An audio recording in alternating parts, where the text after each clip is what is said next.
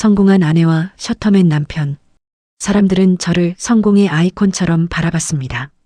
제 이름 이서연 37세. 종합병원 바로 옆에서 꽤 규모 있는 약국을 운영하고 있죠. 저는 제 직업에 자부심을 느꼈고 그만큼의 경제적 안정은 저희 가족에게 누구도 부럽지 않을 기반이 되어 주었습니다.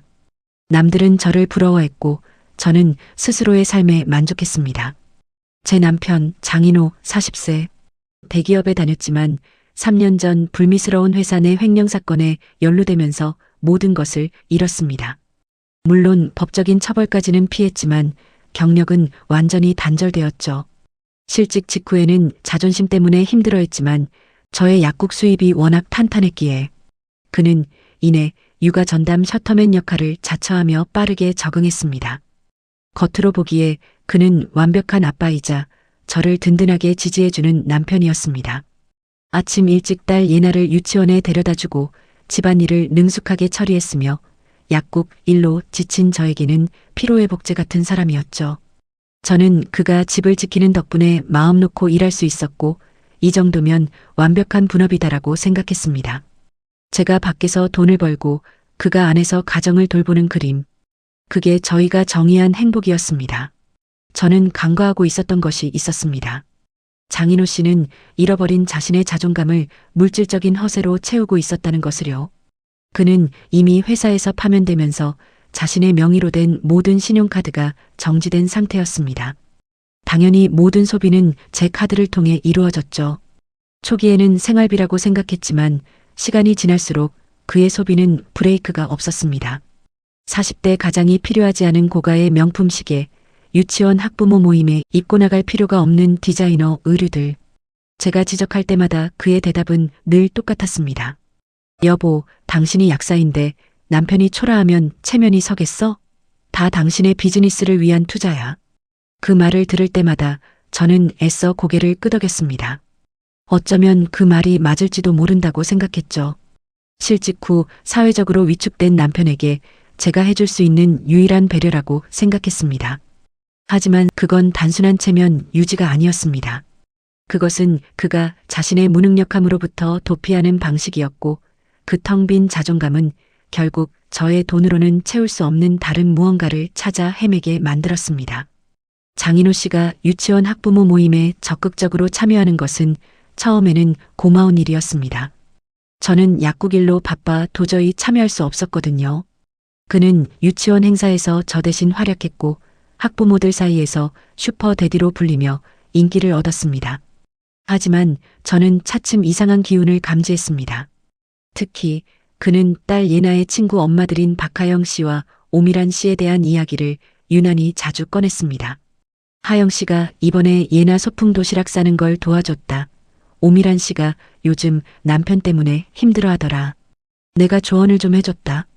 저는 남편의 사교성을 칭찬했지만 머릿속으로는 왜 남편이 다른 집 부부관계까지 조언하고 다니지? 라는 작은 의문이 피어났습니다. 그는 그저 집에서 소파와 TV만 보던 사람이 아니었습니다. 유치원 모임에 나가서는 자신의 뛰어난 사교성과 입담으로 자신이 아직 쓸모있고 매력적인 남자라는 착각에 빠지고 있었습니다. 밖에서 얻는 인정과 관심은 집에서 저에게 받는 안정적인 생활보다 그에게 더 중독적인 마약이 되었던 겁니다. 균열은 밤에도 찾아왔습니다.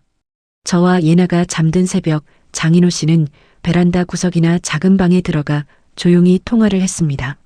그는 늘 업무상의 전화나 주식 관련 통화라고 변명했지만 그의 목소리는 평소와 달랐습니다. 너무 낮고 조심스러웠으며 간혹 들리는 짧은 속삭임 속에는 긴장과 은밀함이 섞여 있었습니다. 한 번은 제가 새벽에 깨어 화장실에 가다가 그의 통화 내용을 얼핏 들었습니다. 나도 그러고 싶지. 지금은 좀 힘들 것 같아. 걱정 마. 아무도 모를 거야. 통화가 끝난 후 방으로 돌아온 장인호 씨는 저를 보자마자 화들짝 놀라며 휴대폰을 급히 감추었습니다. 제가 왜 이 시간에 통화하냐고 물었을 때 그는 짜증 섞인 목소리로 실직한 사람도 개인적인 일이 있는 법이야. 당신은 나를 감시하는 거야? 라고 되레 화를 냈습니다. 저는 또다시 싸움을 피하고 싶었고 이 모든 것이 그의 실직 후유증과 스트레스 때문일 것이라고 합리화했습니다. 하지만 제 마음속에는 이미 차가운 의심이 따리를 틀기 시작했습니다. 그렇게 찜찜한 평화가 이어지던 어느 주말 저녁이었습니다. 제가 약국을 닫고 돌아와 예나를 재우기 위해 동화책을 읽어주고 있었죠. 예나는 동화 속 왕자와 공주 이야기를 듣다가 갑자기 눈을 반짝이며 저에게 물었습니다. 엄마, 아빠는 왜 맨날 작은 엄마들하고만 놀아? 제 심장이 쿵 내려앉았습니다. 저는 순간적으로 동화책을 놓쳤고 목소리가 떨리는 것을 감추기 힘들었습니다. 예나야, 작은 엄마라니? 아빠가 누구랑 놀았는데? 예나는 해맑게 웃으며 유치원 친구들 엄마 이름을 몇 명 언급했고 그 중에는 박하영 씨와 오미란 씨의 이름이 포함되어 있었습니다. 예나에게는 그저 친한 아줌마들이었겠지만 아이의 순수한 입을 통해 튀어나온 작은 엄마라는 단어는 제게는 거대한 망치와 같았습니다. 저는 그날 밤 한숨도 잘 수 없었습니다. 그 모든 수상한 징후들, 과도한 지출, 자존감 결핍, 그리고 예나의 말. 모든 것이 하나의 방향을 가리키고 있었습니다. 장인호 씨는 이미 브레이크가 고장난 차처럼 멈출 수 없는 외도의 길로 접어들고 있었던 것입니다. 더 이상 그의 변명이나 합리화를 들어줄 시간이 없었습니다. 저는 즉시 그의 휴대폰을 다시 찾아보려 했지만 그는 잠들 때조차 휴대폰을 손에 쥐고 있었습니다. 저는 깨달았습니다. 단순한 의심만으로는 안 된다는 것을. 저는 확실한 증거를 잡아야만 했습니다. 그래야 이 완벽했던 가정을 지키든 아니면 완전히 깨부수든 할 수 있었으니까요. 결국 저는 다음날 아침 약국으로 출근하는 척하고는 곧장 사설탐정사무소로 향했습니다. 제 손으로 파헤쳐야 할 잔혹한 진실의 그림자가 이제 저를 기다리고 있었습니다. 전날 밤 딸 예나가 흘린 작은 엄마라는 단어는 제 마음속에서 꺼지지 않는 불씨가 되어 타오르고 있었습니다. 다음 날 아침 저는 남편 장인호 씨에게 이 문제를 직접적으로 꺼냈습니다. 그의 반응은 제가 예상했던 그대로였습니다. 충격과 부정을 넘어 격렬한 분노였죠. 미쳤어? 내가 애들 엄마들하고 친한 게 뭐가 문제야? 당신이 바쁘니까 내가 대신 어울리는 거잖아. 왜 갑자기 나를 범죄자 취급해? 그는 저에게 죄를 뒤집어 씌우려 했습니다. 그의 눈빛은 흔들렸고 목소리는 불안했지만 그는 자신을 방어하기 위해 저를 몰아세웠습니다. 그는 자신의 무능력함이 아니라 제 성공 때문에 자신이 희생하고 있다고 주장했죠. 저는 그 순간 깨달았습니다. 더 이상 감정적으로 대화를 이어가는 것은 무의미하다는 것을요. 이 남자는 후회나 반성이 아닌 방어와 회피만을 생각하고 있다. 제가 가진 의욕과 불안은 이제 단순한 부부싸움의 영역이 아니었습니다. 그것은 저의 모든 것을 걸고 증명해야 할 잔혹한 현실이었습니다. 저는 눈물 한 방울 흘리지 않았습니다. 슬픔 대신 차가운 결의만이 가슴을 채웠습니다. 장인호 씨가 문을 닫고 나간 후 저는 곧바로 제가 해야 할 일을 생각했습니다. 이제 저에게는 아내로서의 감정이 아니라 제 삶과 재산을 지켜야 하는 사업가로서의 냉철함이 필요했습니다. 이혼은 피할 수 없는 수순이라고 판단했습니다. 하지만 그의 외도 사실을 입증하지 못하면 딸 예나의 양육권과 제가 일군 재산 모두 위험할 수 있었습니다. 저는 변호사에게 연락하기 전에 반드시 확실한 증거를 확보해야 한다고 결론 내렸습니다. 장인호 씨는 잠자는 동안에도 휴대폰을 놓지 않았고 그의 치밀함은 제가 스스로 증거를 찾을 수 없게 만들었습니다. 그때 저는 오래전 신문 기사에서 본 사설 탐정 김상식 씨를 떠올렸습니다. 저는 약국으로 출근하는 척하고는 곧장 탐정사무소로 향했습니다. 제 발걸음은 떨렸지만 제 마음속의 결심은 단단했습니다. 김상식 탐정은 겉보기에는 평범한 중년 남성이었지만 그의 눈빛은 예리하고 노련했습니다. 저는 감정을 배제하고 사실만을 전달했습니다. 남편의 실직, 과소비 습관, 새벽 통화, 그리고 딸 예나의 작은 엄마 발언까지. 탐정은 제 이야기를 듣더니 오히려 저의 냉철함에 놀라움을 표했습니다. 그는 이혼 소송에서 감정적인 호소가 아닌 객관적인 증거와 명확한 패턴 분석이 얼마나 중요한지를 강조했습니다. 그와 대화하며 저는 제 의심이 단순한 질투가 아닌 남편의 경제적 허영심과 무책임함에서 비롯된 위험한 패턴임을 더욱 확신하게 되었습니다. 저는 단순한 불륜 증거뿐 아니라 한 가지 추가적인 요청을 했습니다. 장인호 씨의 과소비와 박하영, 오밀한 두상간녀의 경제적 상황까지 확인해 주셨으면 합니다. 남편의 외도가 물질적인 이득이나 허세와 연결되어 있을 가능성을 놓치고 싶지 않습니다. 탐정은 제가 제시한 이 구체적인 관점에 깊이 공감하며 계약을 체결했습니다. 이제 저는 제 인생의 가장 큰 문제를 해결하기 위해 저를 대신해 어둠 속으로 뛰어들어줄 조력자를 얻은 것입니다. 탐정에게 의뢰를 맡긴 후 저의 일상은 이중생활이 되었습니다. 낮에는 약사 이서연으로 돌아가 웃으며 약을 팔고 환자를 응대해야 했습니다.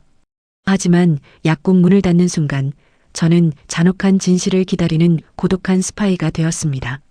저는 장인호 씨에게 아무렇지도 않은 척 행동했습니다. 그는 제가 탐정에게 의뢰했다는 사실을 꿈에도 모른 채 여전히 아이를 돌보고 저에게는 무심했습니다. 어쩌면 그 무관심이 저에게는 가장 큰 배신처럼 느껴졌습니다. 그는 제가 밖에서 힘들게 벌어온 돈으로 유치원 학부모들과 어울리며 자신의 만족감을 위해 저와 딸의 행복을 저당 잡고 있었습니다. 탐정의 중간 보고를 기다리는 매 순간은 지옥이었습니다. 제가 알게 될 진실이 혹시나 예나에게 치명적인 상처가 될까봐 두려웠고 동시에 이 더러운 거짓말의 굴레에서 빨리 벗어나고 싶었습니다. 그리고 닷새 후 마침내 기다리던 탐정 김상식 씨에게서 첫 번째 긴급 메시지가 도착했습니다. 제가 약국을 막 마감하고 들어선 참이었죠. 저는 떨리는 손으로 휴대폰을 집어들었습니다. 메시지에는 간단하지만 섬뜩한 문구가 적혀 있었습니다. 충격적인 현장 증거 확보 완료.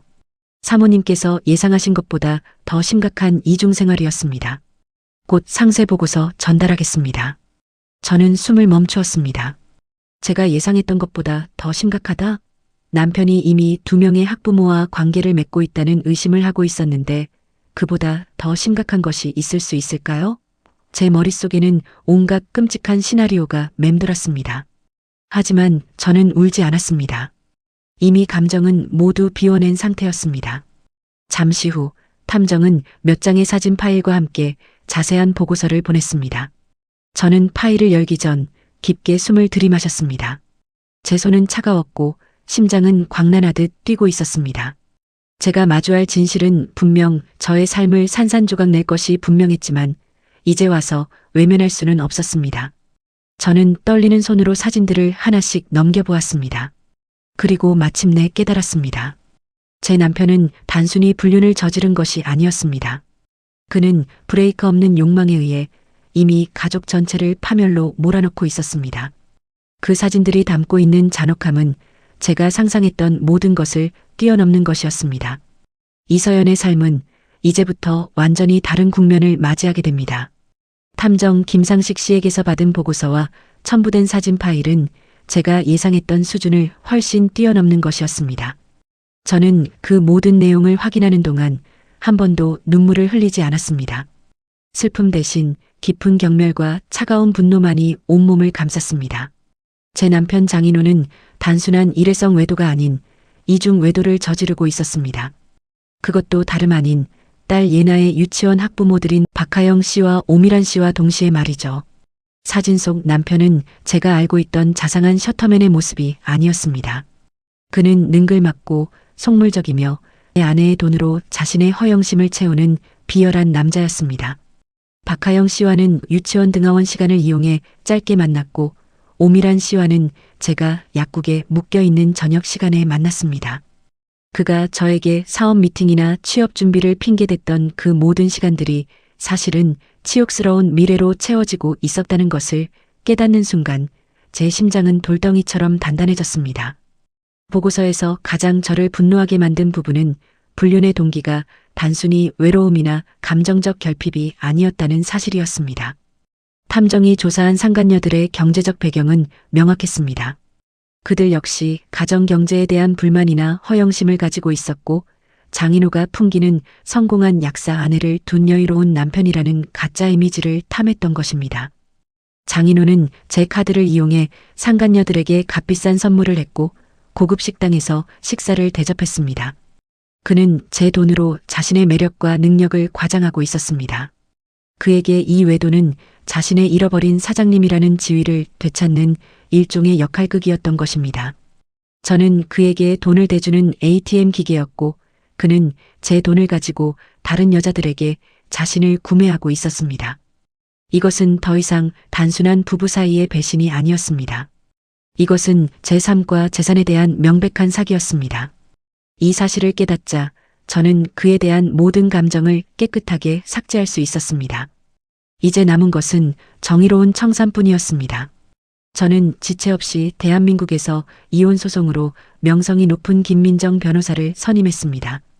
김 변호사는 제 이야기를 듣고 탐정의 보고서를 검토한 후 저에게 감정적인 위로 대신 냉철한 전략을 제시했습니다.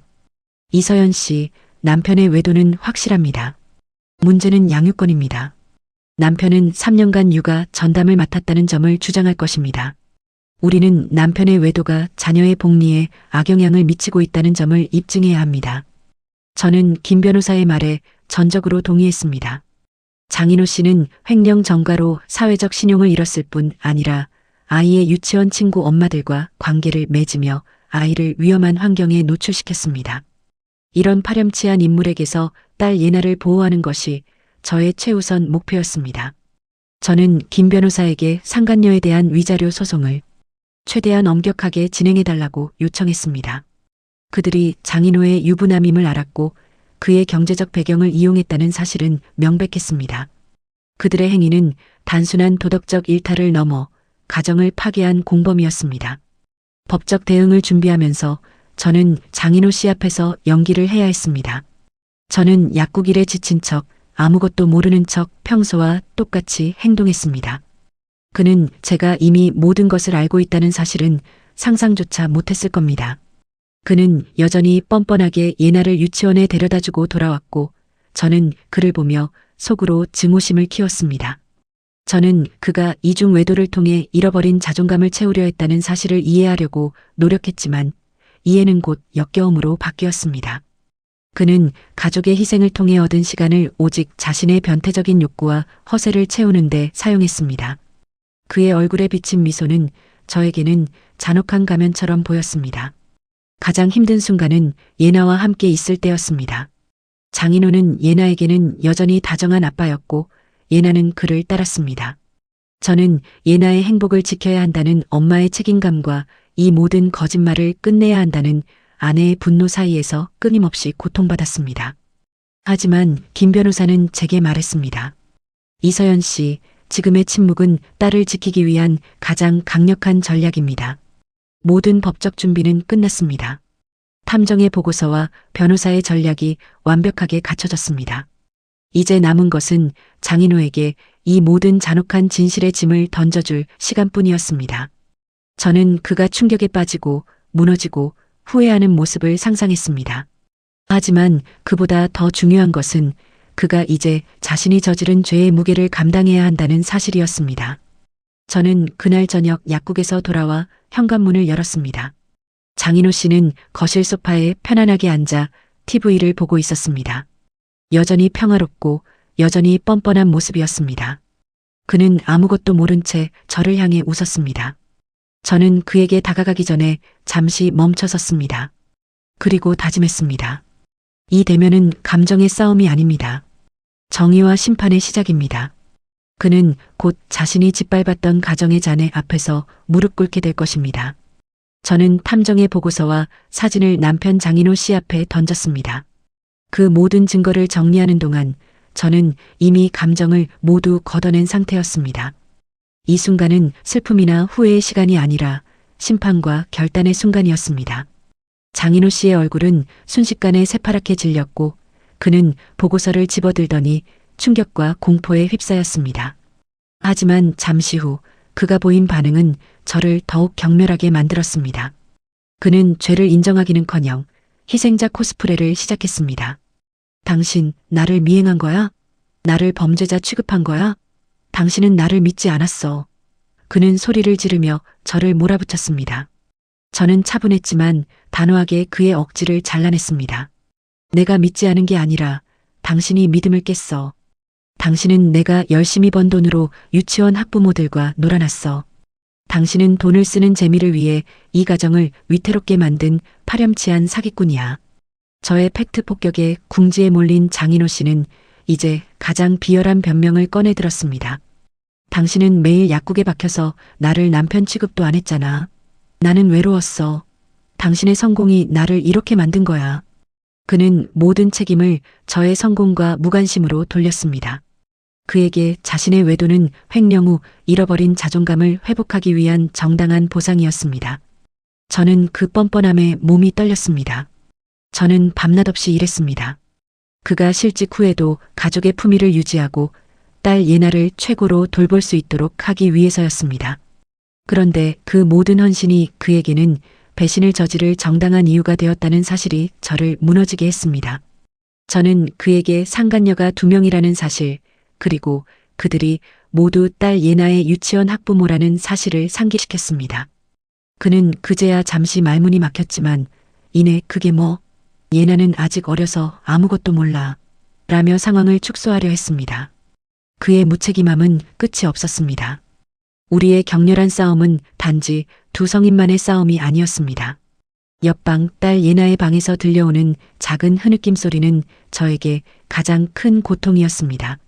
장인호 씨는 자신의 분노 표출에 몰두하여 예나의 존재조차 잊은 듯 했지만 저는 그의 소리를 듣고 싸움을 멈출 수밖에 없었습니다. 저는 예나 방문을 조심스럽게 열었습니다.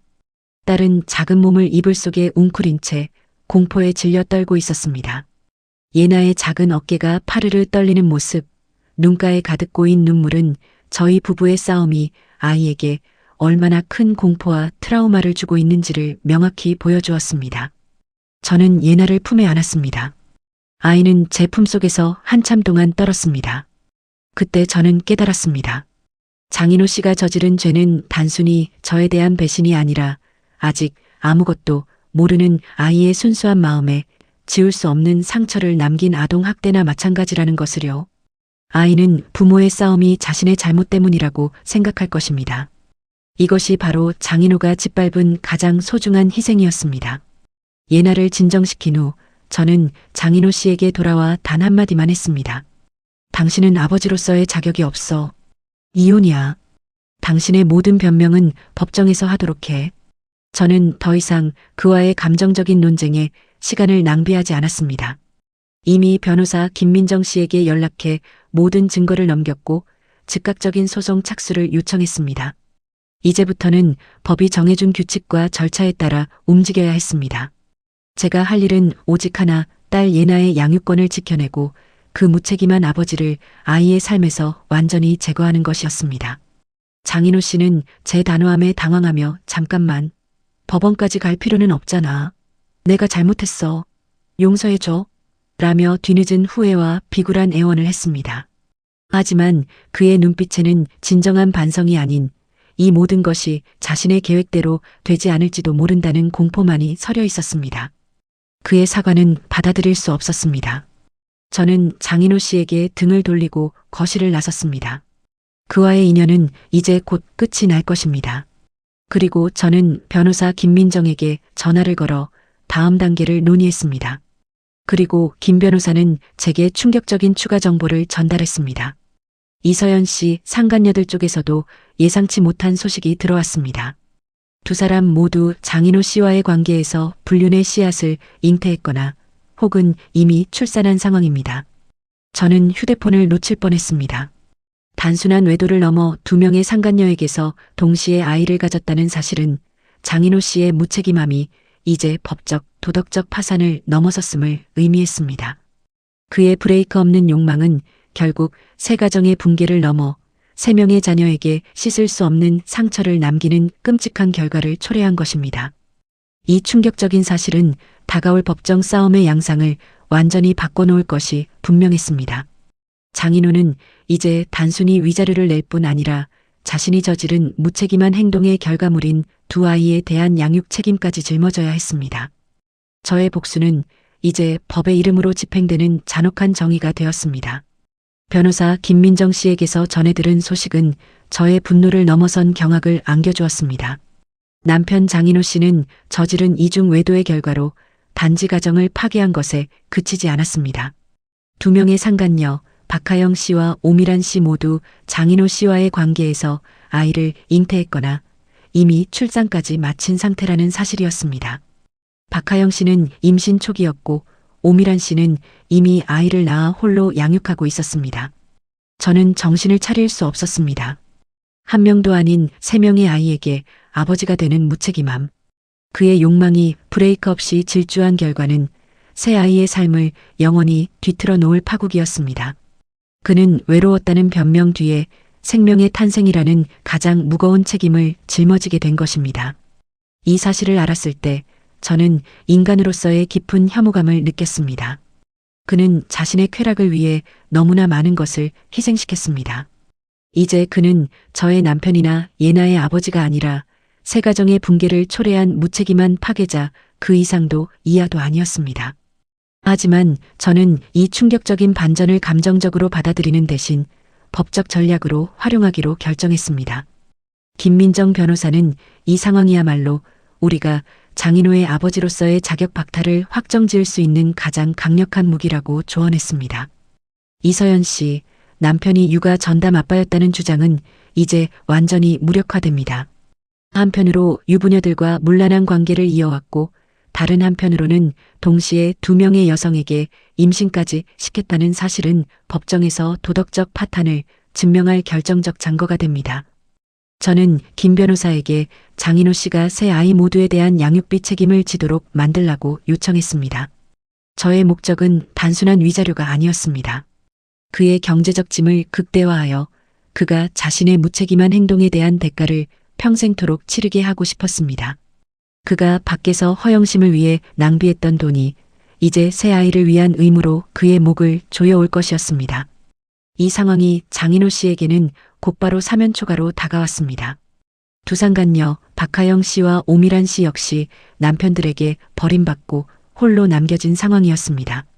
그들은 이제 장인호 씨에게 모든 책임을 전가하며 양육비를 지급하라고 맹렬히 압박하기 시작했습니다.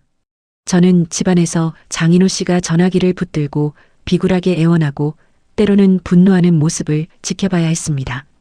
그는 한때 자신이 매력적인 남성으로 군림했던 여성들에게 이제 무능력하고 돈 없는 아버지로 취급당하고 있었습니다. 그는 제 돈으로 쌓아 올렸던 모든 허세가 무너지는 것을 실시간으로 경험하고 있었을 것입니다.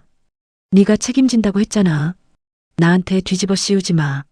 그는 절규했지만 이미 그를 둘러싼 상황은 통제 불능이었습니다. 그는 더 이상 저에게 화를 내거나 억지를 부릴 힘조차 없었습니다. 그의 텅 빈 자존감은 이제 공포와 절망으로 가득 채워졌습니다. 저는 그를 보며 통쾌함 대신 인간의 끝없는 욕망이 불러온 비참한 결말을 목격했습니다. 저는 이 혼란 속에서 오직 딸 예나에게만 집중했습니다. 저는 예나를 안고 잠들 때마다 다짐했습니다. 이 혼란은 장인호 씨가 스스로 자초한 것이지만 예나에게는 한 점의 상처도 남기지 않겠다는 다짐이었습니다. 저는 김민정 변호사에게 이혼 소송에서 예나의 심리 상태와 안정이 최우선 고려 사항임을 간조했습니다. 법정에서 장인호 씨의 외도와 무책임함이 예나의 정서에 미친 악영향을 최대한 입증하여 그가 양육권 근처에도 오지 못하도록 막아야 했습니다. 이 상황이 아이들에게 얼마나 복잡하고 잔인한 결과를 낳을까요? 예나에게는 이복 형제들이 생긴 것이나 마찬가지입니다. 이 모든 비극의 씨앗을 뿌린 장인호 씨는 이제 그 씨앗을 거두어야 합니다. 저는 이 상황이 결코 해피엔딩일 수 없음을 알았지만 저와 예나에게는 가장 정의로운 새 출발이 될 것임을 확신했습니다. 모든 전략과 증거는 준비되었습니다. 탐정의 보고서, 상간녀들의 임신 출산 사실, 그리고 장인호 씨의 횡령 전략과 뻔뻔한 태도까지. 저는 이 모든 것을 묶어 법정에서 장인호 씨에게 가장 엄중한 법적 심판을 내릴 준비를 마쳤습니다. 이 싸움은 더 이상 사적인 복수가 아니었습니다. 이것은 무책임한 욕망을 제어하지 못한 인간에 대한 사회적 심판이자 가정을 지키려 했던 여자의 당연한 권리 회복이었습니다. 저는 약사 가운을 입고 매일 아픈 사람들을 돌봤지만 이제는 제 삶의 건강을 되찾기 위해 이 잔혹한 법정 전쟁을 시작해야 했습니다. 저는 김민정 변호사와 함께 법원으로 향할 준비를 했습니다. 그 길이 저에게는 수치심과 고통의 끝이자 자유와 해방의 시작이었습니다. 남편은 이제 자신이 저지른 행동의 무게를 감당하게 될 것입니다. 드디어 이혼 및 위자료 소송의 최종 재판 날이 밝았습니다. 법정의 공기는 차갑고 엄숙했으며 지난 몇 달간 저를 짓눌렀던 모든 고통과 분노가 이 한 공간에 응축되어 있는 것 같았습니다. 저는 변호사 김민정 씨 옆에 앉아 정면을 바라봤습니다. 그 맞은편에는 남편 장인호 씨가 초췌한 얼굴로 고개를 숙인 채 앉아 있었습니다. 저는 그를 똑바로 응시했습니다. 더 이상 그에게 어떤 감정도 느끼지 못했습니다. 그저 그가 저지른 죄에 대한 법의 심판이 내려지기를 바랄 뿐이었습니다. 그는 자신의 삶을 짓밟고 저와 딸의 삶까지 위험에 빠뜨렸습니다. 이제 그 대가를 치를 시간이었습니다. 김민정 변호사는 단호한 목소리로 우리의 모든 증거를 제출하기 시작했습니다. 탐정 김상식 씨가 확보한 증거 사진, 녹취록, 그리고 장인호 씨의 이중 외도 패턴 분석 자료가 재판장에게 전달되었습니다. 법정은 숨막히는 침묵에 휩싸였습니다. 김 변호사가 증거 자료를 설명하는 순간 장인호 씨의 얼굴은 완전히 무너져 내렸습니다. 특히 2명의 상간녀와 동시에 관계를 맺어왔다는 사실, 그리고 제 돈을 과시하며 허영심을 채웠다는 사실이 폭로될 때 법정 방청석에서는 작은 탄성이 터져나왔습니다. 그는 자신을 옹호할 어떠한 변명도 꺼낼 수 없었습니다. 그는 자신이 저지른 죄의 무게 앞에서 단지 비굴하게 고개를 숙이는 것 외에는 아무것도 할 수 없었습니다. 가장 결정적인 순간은 김 변호사가 상간녀 2명 모두 장인호 씨의 아이를 잉태했거나 출산했다는 유전자 검사 관련 증거를 제출했을 때였습니다. 그 사실이 폭로되자 법정은 술렁거렸습니다. 장인호 씨의 변호사조차 당황하여 아무 말도 하지 못했습니다. 그의 무책임한 외도가 단순한 불륜을 넘어 새 아이의 운명을 결정지었다는 잔혹한 진실이 법정에서 명백하게 밝혀진 것입니다. 저는 그 광경을 보면서 남편에 대한 분노를 넘어 경멸감을 느꼈습니다. 그는 육아 전담 아빠라는 가면 뒤에 숨어 자신의 욕망을 충족시키는 일에만 몰두했고 그 결과는 파멸적인 규모의 책임으로 돌아왔습니다. 이어진 양육권 공방에서 김민정 변호사는 장인호 씨의 아버지로서의 자격 박탈을 강력하게 주장했습니다. 재판장님, 이서연 씨는 지난 3년간 이 가정의 경제적 기둥으로서 딸 예나의 안전과 미래를 지켜왔습니다. 반면 장인호 씨는 횡령으로 실직한 후 자신의 지위를 회복하기 위해 유치원 학부모들과 문란한 관계를 이어갔으며 그 과정에서 아이를 무방비 상태로 위험에 노출시켰습니다. 김 변호사는 덧붙였습니다.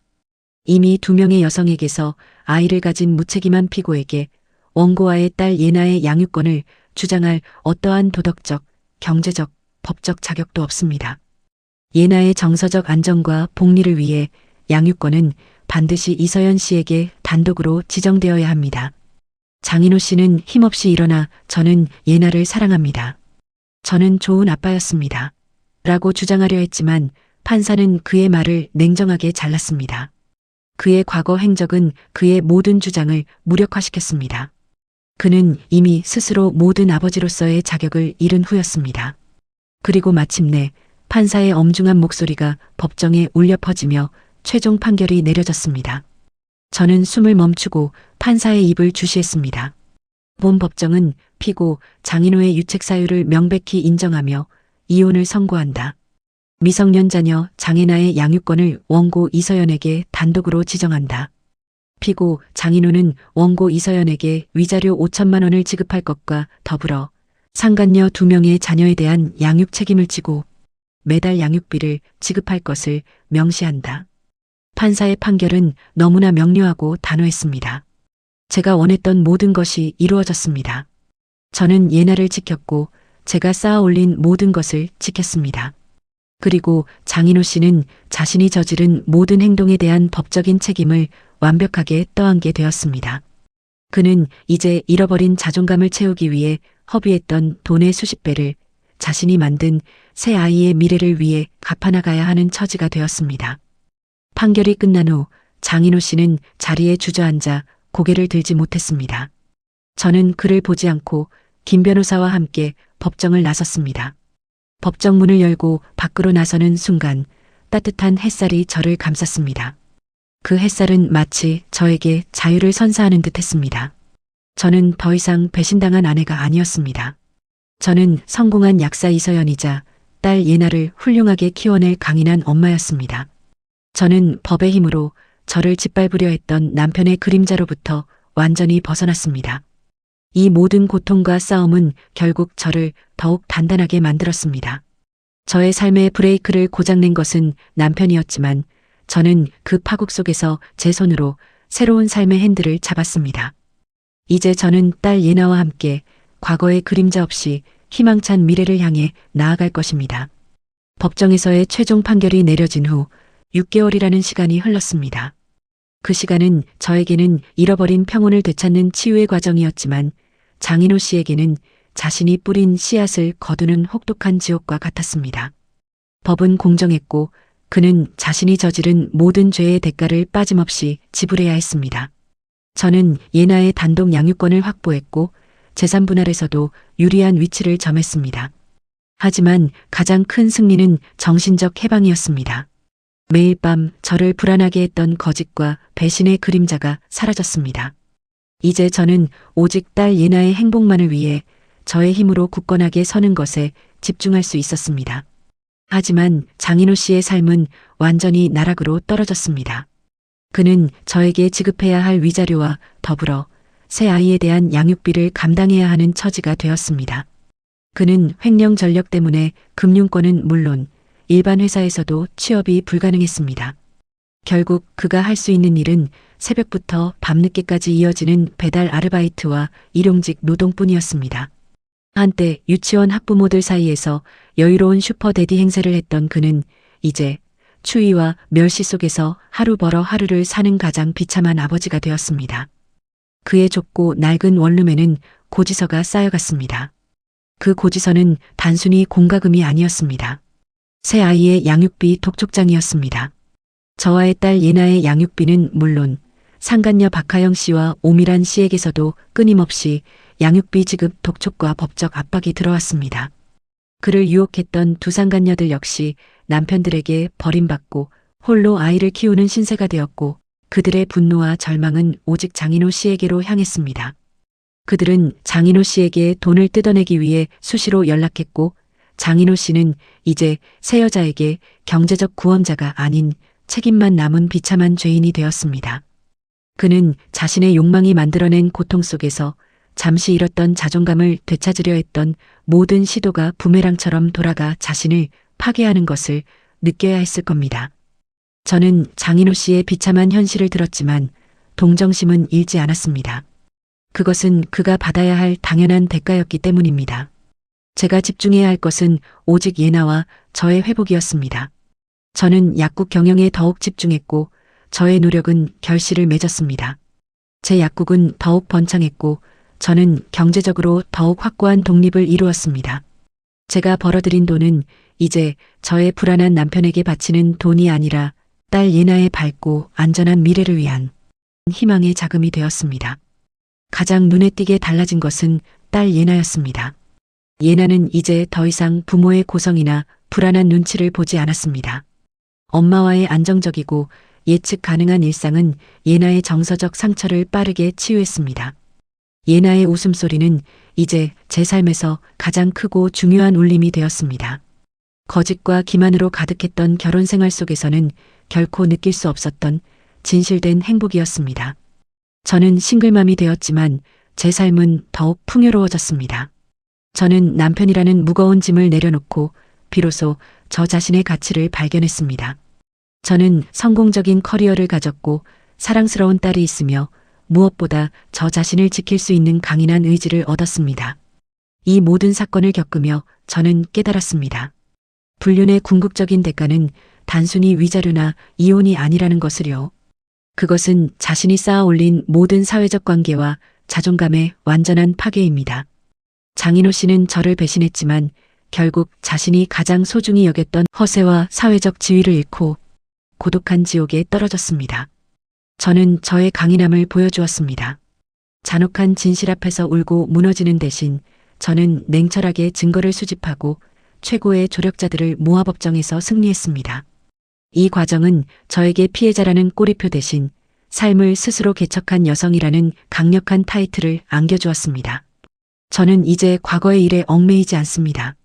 예나를 훌륭한 아이로 키워내고 저의 커리어를 더욱 발전시키는 것이 저의 목표입니다. 저는 이 모든 고난을 극복한 경험을 통해 자유란 타인에게 의존하는 것이 아니라 스스로 쟁취하는 것임을 알았습니다. 제 삶의 브레이크를 부순 것은 장인호 씨였지만 저는 그 파편들을 모아 새로운 삶의 엔진을 만들었습니다. 그리고 이제 저는 그 누구의 방해도 받지 않고 저와 제 딸의 행복만을 향해 당당하게 전진할 것입니다. 법정에서의 최종 승리 후 6개월이 흘렀습니다. 저는 이제야 진정한 평온을 되찾았습니다. 제가 알던 모든 악연을 끊어낸 지금 딸 예나의 해맑은 웃음소리가 저에게는 가장 소중한 보상입니다. 전 남편 장인호 씨는 결국 자신이 뿌린 무책임한 씨앗을 거두고 있습니다. 그는 저에게 지급해야 할 위자료와 함께 자신이 저지른 외도의 결과물인 두산간녀의 아이들에 대한 양육비를 평생토록 짊어지게 되었습니다. 횡령 전력과 사회적 매장으로 제대로 된 직장조차 구할 수 없는 그에게 이 짐은 곧 그의 남은 삶을 짓누르는 무거운 형벌이 되었습니다. 이 모든 사연이 우리에게 던지는 궁극적인 교훈은 명확합니다. 불륜은 법적 처벌 외에도 지인과 사회로부터 매장당하는 혹독한 대가를 요구한다는 것입니다. 잠시의 욕망으로 가정을 짓밟은 자는 결국 자신이 가장 소중히 여겼던 사회적 지위와 허세를 잃고 비참하게 몰락했습니다. 하지만 저는 달랐습니다. 저는 배신당한 아픔에 주저앉지 않고 스스로 브레이크를 밟고 운전대를 잡았습니다. 저는 냉철한 판단력과 용기를 통해 제 삶과 딸의 미래를 지켜냈습니다. 저는 약사로서의 커리어에 더욱 집중했고 경제적 독립을 통해 진정한 자유를 쟁취했습니다. 저의 삶은 이제 거짓된 평화 대신 진실과 사랑으로 채워져 있습니다. 저는 예나에게 불안정한 가정을 물려주는 대신 강인하고 당당한 엄마의 모습을 보여주고 있습니다. 이 모든 고난과 역경은 저를 더욱 강하게 만드는 성장의 밑거름이 되었습니다. 저는 비로소 저 자신의 가치를 타인이 아닌 저의 능력과 의지에서 찾았습니다. 저는 이 사연을 통해 깊은 고통 속에 있는 시청자 여러분에게 희망의 메시지를 전하고 싶습니다. 당신의 가치는 상대방의 배신에 의해 훼손될 수 없습니다. 용기를 내어 맞설 때 당신은 당신의 삶을 되찾을 수 있습니다. 이제 여러분의 생각을 나누어 주십시오. 만약 당신이 이서연 씨였다면 상간녀들에게서 태어난 두 아이의 존재 앞에서 장인호에게 끝까지 법적 책임을 묻는 냉철한 심판을 내릴 수 있었을까요? 아니면 다른 선택을 하셨을까요? 여러분의 솔직한 의견과 경험을 댓글로 나누어 주세요.